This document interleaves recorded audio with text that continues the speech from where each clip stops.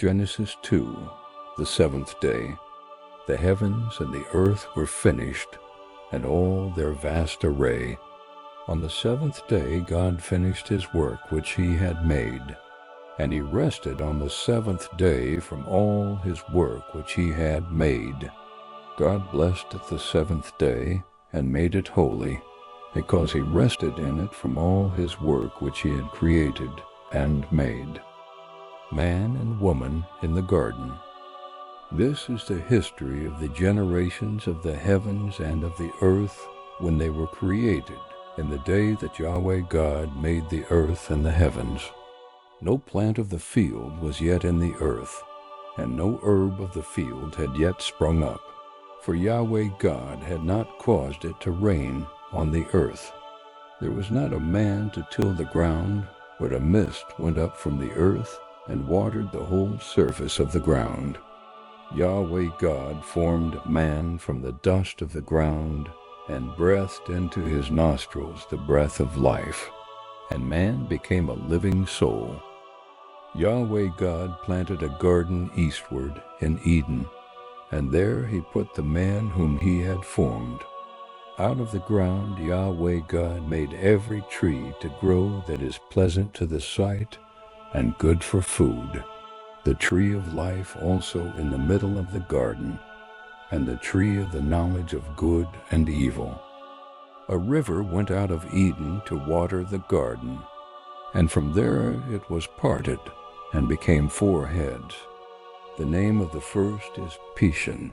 This is the one which flows through the whole land of Havilah, where there is gold, and the gold of that land is good. There is aromatic resin and the onyx stone. The name of the second river is Gihon, the same river that flows through the whole land of Cush.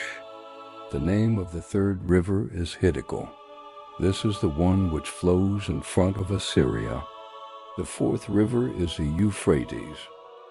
Yahweh God took the man and put him into the Garden of Eden to dress it and to keep it. Yahweh God commanded the man, saying, "Of every tree of the garden you may freely eat, but of the tree of the knowledge of good and evil you shall not eat of it, for in the day that you eat of it you will surely die." Yahweh God said, "It is not good that the man should be alone. I will make him a helper suitable for him." Out of the ground Yahweh God formed every animal of the field and every bird of the sky, and brought them to the man to see what he would call them. Whatever the man called every living creature, that was its name. The man gave names to all livestock, and to the birds of the sky, and to every animal of the field. But for man there was not found a helper suitable for him. Yahweh God caused a deep sleep to fall on the man, and he slept. And he took one of his ribs, and closed up the flesh in its place. He made the rib, which Yahweh God had taken from the man, into a woman, and brought her to the man. The man said, "This is now bone of my bones, and flesh of my flesh. She will be called woman, because she was taken out of man. Therefore a man will leave his father and his mother, and will join with his wife, and they will be one flesh." They were both naked, the man and his wife, and were not ashamed. Genesis 2 expands on creation, focusing on the seventh day and humanity. God completes his work and sanctifies the seventh day as a day of rest. The chapter then details the formation of man from dust and God's breath of life. He plants the Garden of Eden, providing trees for food, including the tree of life and the tree of knowledge of good and evil. God creates animals, and seeing Adam's need for companionship, forms Eve from his rib.